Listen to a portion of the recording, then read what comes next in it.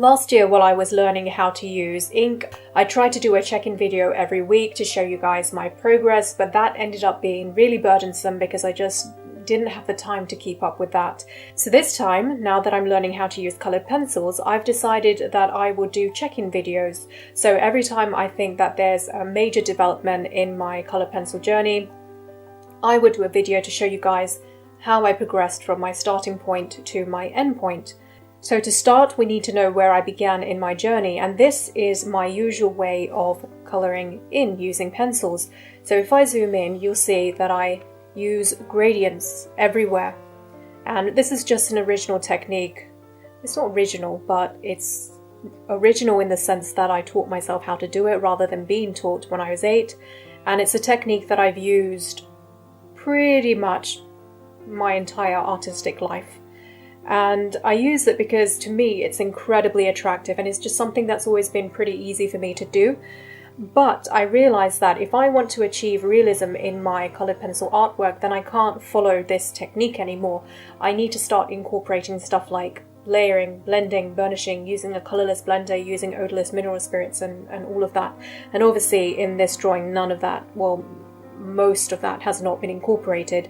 And on top of that, it's not like I would have been able to incorporate it because this was done with the W.H. Smith colored pencils, which if you have used those before, you'll know that they are student grade and they just wouldn't be able to handle those kinds of techniques. So now that we know where we began from, we can start to see my progress. These two drawings, by the way, were done in April last year when I was trying to get back into art, but not quite getting there. It was only around maybe September, October time, something like that, that I really began to get back into it. Actually, it was when I began this sketchbook, which was that August? Okay, August.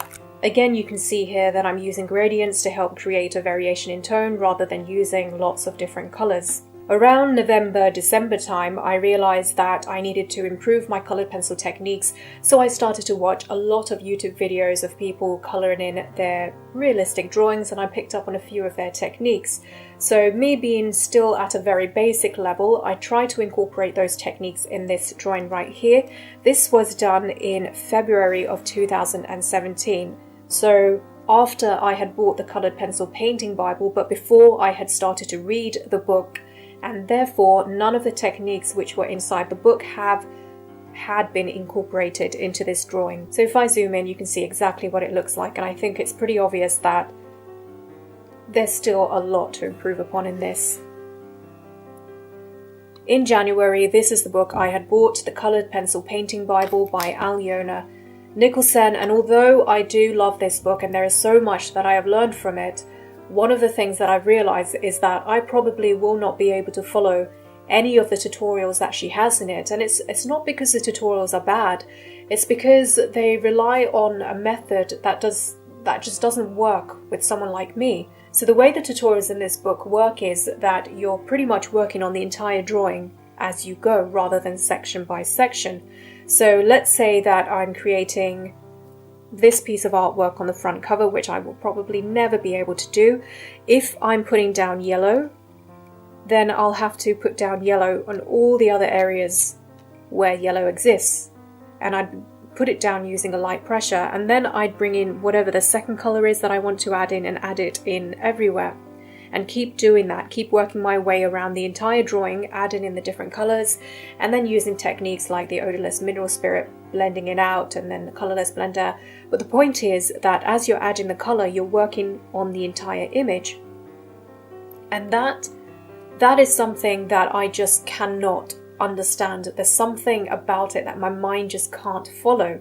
The way I work, on the other hand, is if I'm doing a drawing, so let's pick this one here, rather than working on the entire image, so rather than, for example, toning in the whites of the eyes of one eye and then moving on to the other one and doing the white of that eye and then coming back and, you know, colouring in the pupil and then going on to the other one and colouring in the pupil, rather than working on the entire image at one time, I work section by section and complete it as fully as I possibly can, which pretty much means that once the entire image is done, there's very little to go back and fix in the little sections. So I would do the pupil and then the toning inside the iris, and then I'd move on to the whites of the eye, and then just keep working my way out and out and out until the entire section is complete. So before I even begin this eye, this one will be done. Whereas with the method in the Colored Pencil Painting Bible, by the time you finish one eye, the other eye will pretty much be finished as well.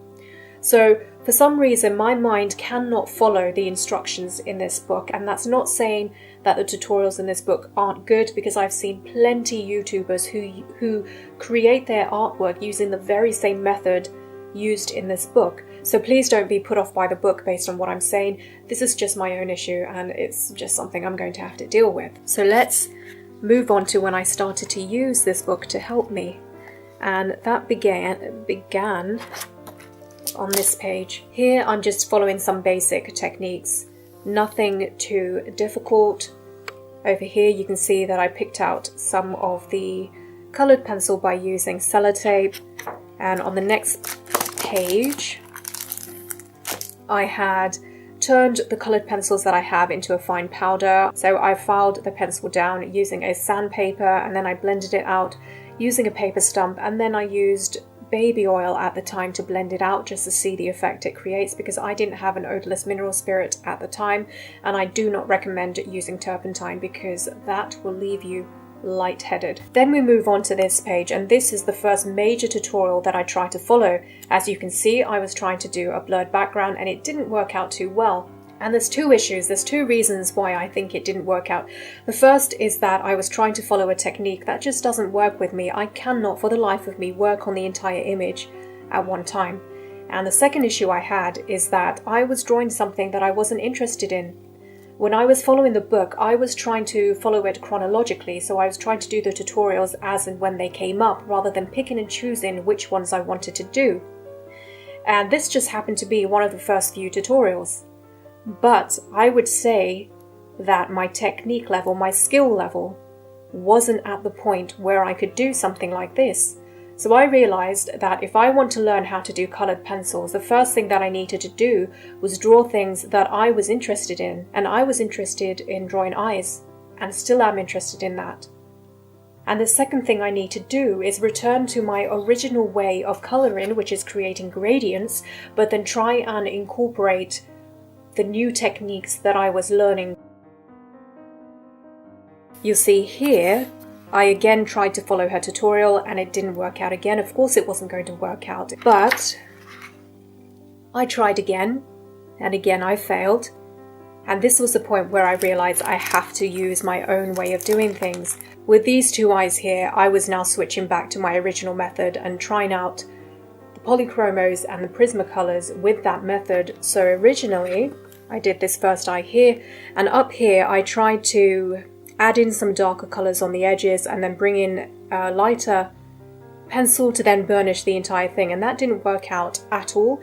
What I should have done is added darker colors here, and a few more colors would have helped, but then when it came across the middle I should have used lighter pressure with the Prismacolor pencil and then used a white pencil to blend everything out, and that would have worked a lot better, but I didn't do that. But anyway, where I really figured things out, was this eye right here. With this eye, I then toned it in using my normal method of using a gradient, and I used an odorless mineral spirit around this section here and this section here, and then I used a colorless blender in this section here just to see the impact that it has on the work. And I realized that if I try to use an odorless mineral spirit with darker colors, then it can end up muddying the drawing.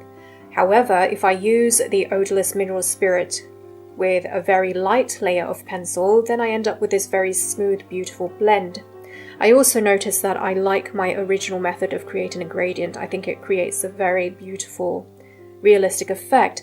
The only issue is that you can see the whites of the paper underneath it. So I decided to combine my normal technique with the use of a base layer and the blending of the odorless mineral spirit, just to try and cover up the whites of the page, and also to add the colorless blender as and when I add more details on top, because I like the effect it gave. And I ended up creating this, which I think is a huge improvement from before. However, there's still loads for me to improve upon. So the mistakes that I made with this drawing, first of all, I didn't anticipate the eyelashes covering up all of the eyeshadow work that I put in. That was really silly on my part. I should have figured that one out. So next time I do a drawing of an eye, I'm going to do a deep set eye so that the eyelashes don't cover up the eyeshadow.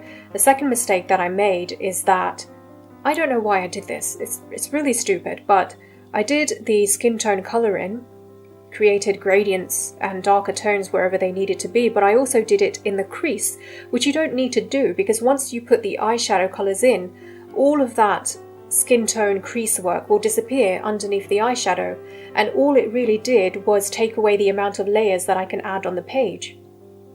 So next time what I'll do is I'll do the skin tone colour and do an odorless mineral spirit wash, but then where I go back on top to add the darker skin tone colours, I'm not going to put it in the crease, and instead I'm just going to do the eyeshadow colours, and that should allow me to add in more layers. So the other mistake I made is that while I was doing the whites of the eye, I went in with the white pencil way too quickly. I burnished the entire whites of the eye before I had added in the shadow colour on the top of the eye, and that meant that first of all it was very difficult adding the shadow colour on top, and second of all when I used the colourless blender to blend out the shadow colour, it ended up really blotchy, probably because of the white pencil having created a very slick surface. So before I did this iris, by the way, I did find a tutorial on YouTube which helped me a lot in understanding how to use coloured pencils. So this is the iris I coloured in using the Prismacolors. The other eye, by the way, was done using the Polychromos. And if you want to find this tutorial, then it's by the YouTuber Drawing and Painting the Virtual Instructor, and the video is titled Draw a Realistic Eye with Coloured Pencils. I would highly recommend checking that out. It helped me a lot, as you can see. To conclude this video, you can see exactly where I started and where I am right now. The reason why I chose to do this video and show you all of my mistakes is because I don't want people who are making the same mistakes that I did to think that they can't improve. You can improve, believe me. And I hope this video was helpful. Thank you guys for watching, and I will see you next time.